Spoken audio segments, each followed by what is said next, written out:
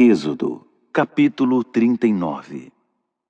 As vestimentas. Usando tecido azul, roxo e vermelho, eles teceram as vestimentas usadas para ministrar no santuário. Fizeram também as vestimentas sagradas para Arão, conforme o Eterno havia ordenado a Moisés. O colete.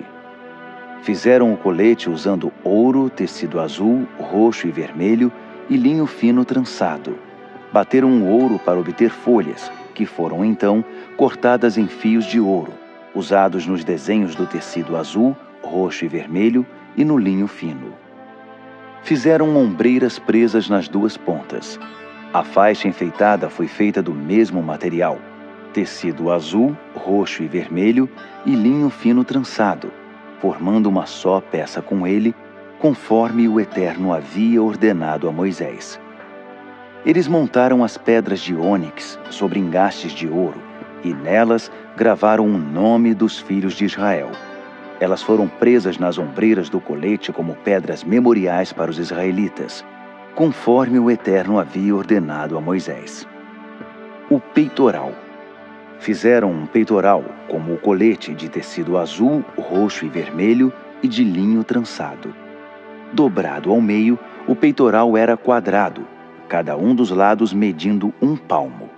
Sobre ele foram aplicadas 4 carreiras de pedras preciosas. Primeira carreira: cornalina, topázio e esmeralda. Segunda carreira: rubi, safira e cristal. Terceira carreira: jacinto, ágata e ametista. Quarta carreira: berilo, ônix e jaspe. As pedras foram montadas sobre engastes de ouro. As 12 pedras correspondem aos nomes dos filhos de Israel, 12 nomes gravados como num selo, uma pedra para cada uma das 12 tribos. Foram feitos cordões de ouro puro para o peitoral, entrelaçados como cordas, 2 conjuntos de engastes de ouro e 2 argolas de ouro, que foram postas nas 2 pontas do peitoral. As 2 pontas das cordas foram presas às 2 argolas na extremidade do peitoral. Também prenderam as cordas aos conjuntos de engastes, ligando-os às ombreiras do colete na parte da frente. Foram feitas também 2 argolas de ouro e presas às 2 extremidades do peitoral na face interna, junto ao colete. Outras 2 argolas de ouro foram feitas e presas na parte da frente do colete, até a parte inferior das 2 ombreiras, perto da costura acima da faixa enfeitada do colete. O peitoral foi preso por um cordão azul que passava por suas argolas e pelas argolas do colete, para que ficasse firme sobre a faixa enfeitada do colete e não se soltasse, conforme o Eterno havia ordenado a Moisés. O manto. Eles fizeram um manto para o colete que era todo azul. A abertura no centro do manto era como um colarinho, e na borda havia uma barra para que não rasgasse. Na borda do manto fizeram romãs de tecido azul, roxo e vermelho e de linho fino trançado. Fizeram também sinos de ouro puro e alternaram sinos e romãs, um sino e uma romã, um sino e uma romã, por toda a borda do manto, que era vestido na hora de ministrar, conforme o Eterno havia ordenado a Moisés. Fizeram também as túnicas de linho fino, obra de bordador, para Arão e seus filhos, o turbante de linho fino, os barretes de linho, os calções de linho fino trançado e os cintos de linho trançado e de tecido azul, roxo e vermelho, enfeitado com bordados, conforme o Eterno havia ordenado a Moisés. Fizeram ainda a placa, a coroa sagrada de ouro puro, e gravaram sobre ela como se grava num selo, Santo ao Eterno. Amarraram nela um cordão azul e a prenderam ao turbante, conforme o Eterno havia ordenado a Moisés. Assim, concluíram a obra da habitação, da tenda do encontro. O povo de Israel fez tudo o que o Eterno havia ordenado a Moisés. Finalmente a habitação foi apresentada a Moisés, a tenda com todos os seus acessórios. Eis a lista: ganchos para prender, estruturas, travessões, colunas, bases, cobertura de couro de carneiro, cobertura de couro de golfinho, véu da tela, arca da aliança com seus varões e tampa da expiação. Mesa com seus utensílios e o pão da presença. Candelabro de ouro puro com suas lâmpadas e todo o equipamento e todos os seus utensílios e o óleo para iluminação. Altar de ouro, óleo da unção, incenso aromático, tela para a entrada da tenda, altar de bronze com sua grelha de bronze, seus varões e todos os seus utensílios. Bacia e sua base, cortinas para o pátio com suas colunas e bases. Tela para a porta do pátio com seus cordões e estacas, utensílios para ministrar na habitação, a tenda do encontro. Vestimentas para ministrar no santuário, vestimentas sagradas para o sacerdote Arão e seus filhos, para quando ministrarem como sacerdotes. Os israelitas concluíram o trabalho, como o Eterno havia ordenado.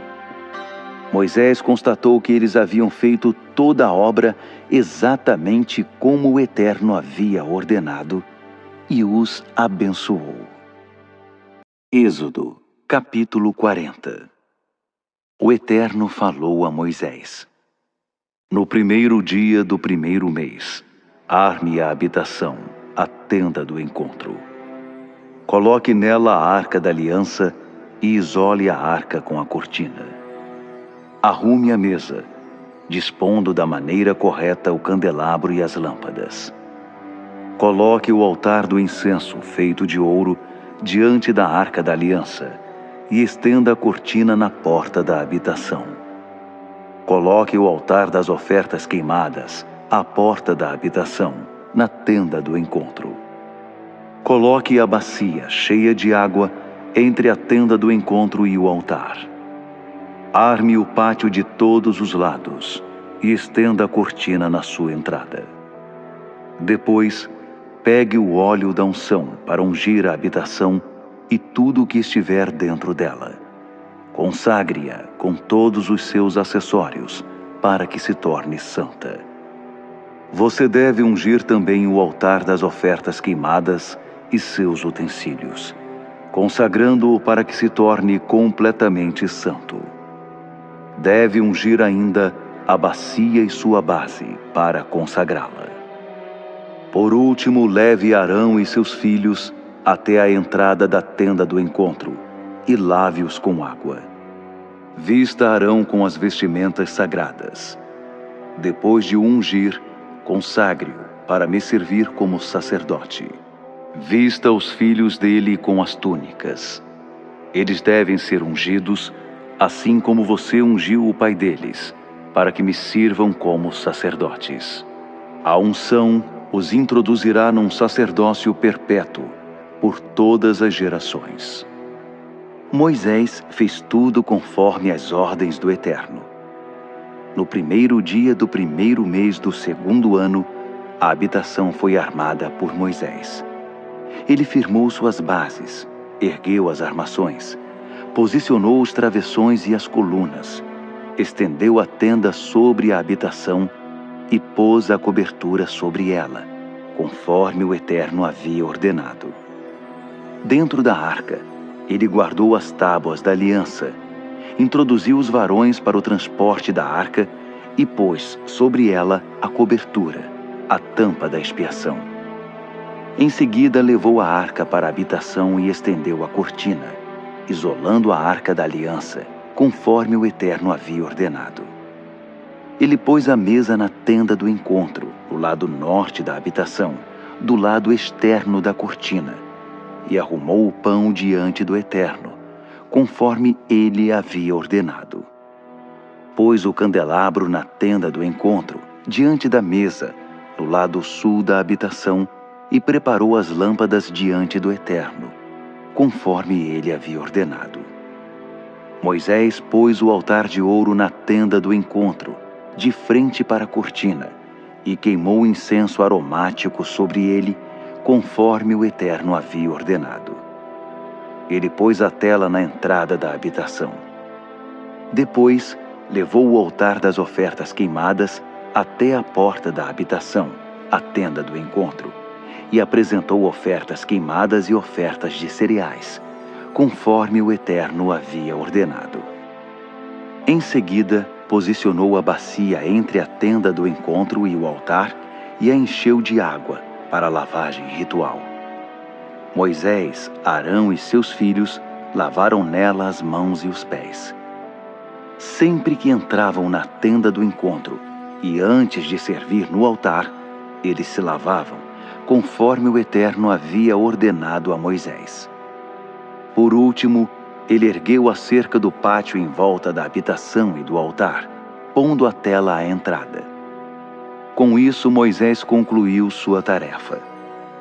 A nuvem cobria a tenda do encontro, e a glória do Eterno enchia a habitação. Moisés não podia entrar na tenda do encontro, pois a nuvem estava sobre ela, e a glória do Eterno enchia a habitação. Sempre que a nuvem se levantava da habitação, o povo de Israel partia.